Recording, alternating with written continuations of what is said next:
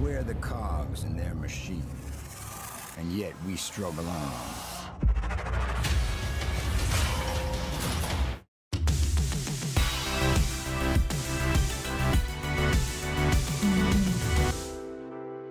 Hi guys, it's Jordan and I'm here with Adam, the head of game design for The Surge.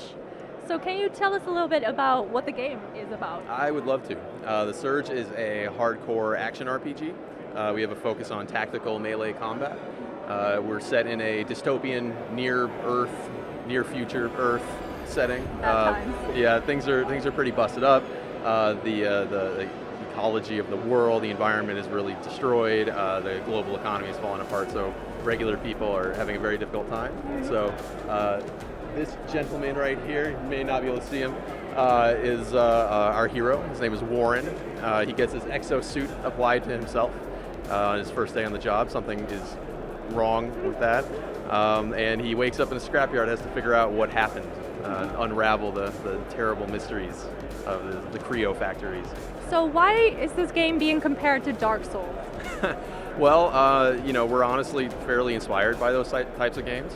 We think that people who like Souls games will probably find a lot to like about The Surge as well. We love the tactical combat, and the sort of difficulty and having to learn the systems and, learn the moves and learn the combat. So, I don't think it's a completely inaccurate comparison, but we're doing a lot of different things as well. So, we're in a sci-fi setting. It's very gritty. It's kind of different, very industrial. And then on top of that, we have our body part targeting system. So, the way that you attack, the direction you attack from, and what part of your enemies you target matters a lot in terms of your combat.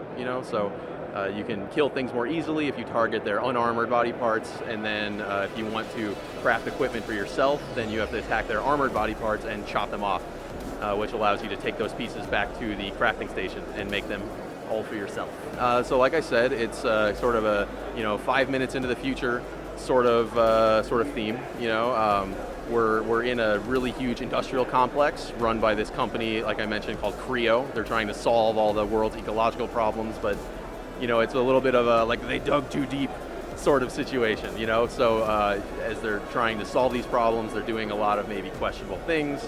Something has gone very wrong with this process, and so you're essentially a regular guy put into this very extraordinary situation, but you have the power of your exosuit to help you.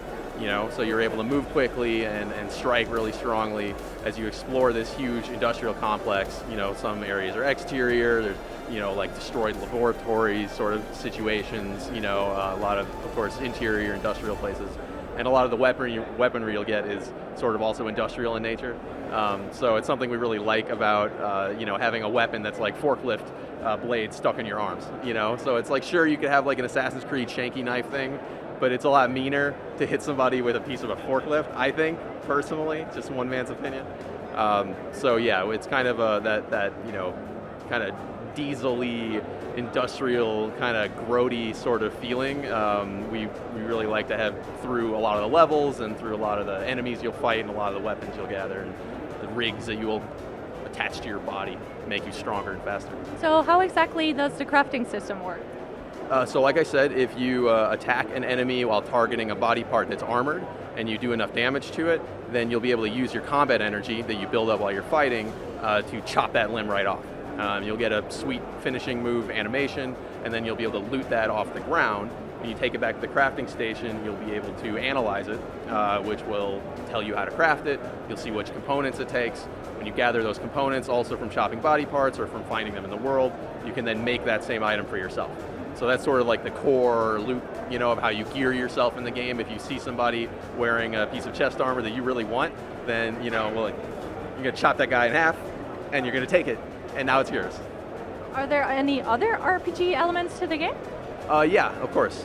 There's a quest system, so you have quests through the game, but they don't really force you to use most of them. There's a lot of sort of side story that you can explore, and it has a pretty deep narrative. But we really like to lean on environmental storytelling for this sort of thing, so we put as many elements in the world and in the levels as we can, so that people who may only care about the gameplay, say, can kind of like maybe pass that stuff by and not notice it as much.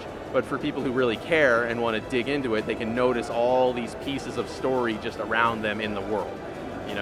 We think that's kind of a cool way to do it. We're not like jamming the story down your throat, but you still get to, if you care, you can still learn a lot about it and kind of put together the whole plot yourself.